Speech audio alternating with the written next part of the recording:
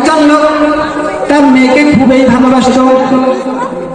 ওই লোক মেয়েকে ভালোবাসা এত বেশি ভালোবাসেন, একদিন কসম করে বলে ফেললেন, মা যখন তোমাকে বিবাহ দিব তখন সপ্ত আসমান সপ্ত জমিনের সব থেকে দামি দৌলত আমি তোমাকে দান করব।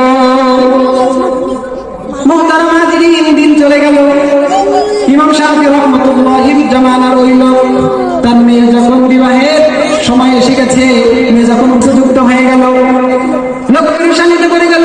হায় হায়, কি কসম কাটলাম, কি কসম করলাম, এখন কেমনে পূরণ করবো? সপ্ত আসমান সপ্ত জমিনের এত কিছুর মধ্যে সব থেকে দামি জিনিসটা মেয়েকে কেমনে দিব? আলেম ওলামার কাছে গেলেন, হুজুর একটা ব্যবস্থা করে দেন, কি করা যায়? কোন আলেমও সমাধান দিতে পারতেছে না। সপ্ত আসমান সপ্ত জমিনের সব থেকে দামি দৌলত, সব থেকে দামি সম্পদ মেয়েকে দিতে চাইছে। খেয়াল করেন। এবার কোন ভাবে ইমাম শাফি রাহমাতুল্লাহি আলাইহি খবর পাইলেন যে জামানার একজন বড় ইমাম রয়েছেন। ওই লোক দৌড়ে গিয়ে হুজুরের কাছে গেলেন, হুজুর, ও হুজুর, এরকম একটা মুসিবতের মধ্যে পড়েছে, আমাকে একটু রক্ষা করেন, একটা ব্যবস্থা করে দেন।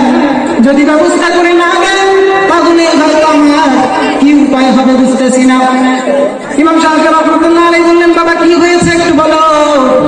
ওই লোক বলতেছে, হুজুর, আমি আমার মেয়েকে এত বেশি ভালোবাসি, একদিন ভালোবাসার কারণে, মহব্বতের কারণে আমি আমার মেয়েকে বলেছি পৃথিবীর শ্রেষ্ঠতম দৌলত তোমাকে দান করব। হযরত ইমাম শাফি রাহমাতুল্লাহি আলাইহি তিনি কি করলেন? মুচকি হেসে দিলেন। লোক বলতেছে, হুজুর এত বড় একটা জিনিস নিয়ে আসলাম না, হাসতেছেন।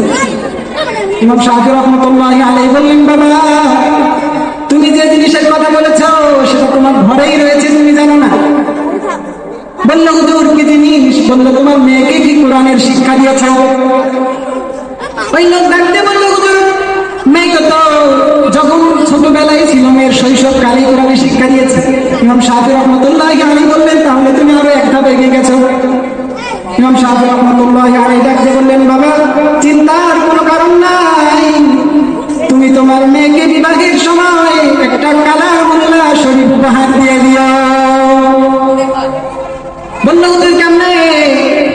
ইমাম শাফি রাহমাতুল্লাহি আলাইহি বললেন, বাবা তুমি কি এটা ভুলে গেছো? আল্লাহ রাসূল সাল্লাল্লাহু আলাইহি ওয়াসাল্লাম স্পষ্ট করেছেন, আল কুরআন আহাব্বু ইলাল্লাহ মিনাস সামাওয়াতি ওয়াল আরদি ওয়া মা ফীহিন্না। ইমাম শাফি রাহমাতুল্লাহি আলাইহি বললেন, বাবা আল্লাহ রাসূল তো এটা বলে দিয়েছেন, সপ্ত আসমান সপ্ত জমিন এবং এই দুয়ের মধ্যে যা কিছুই রয়েছে সব থেকে পছন্দনীয় মুহাব্বতের জিনিস আল্লাহর কাছে হচ্ছে আল কোরআন।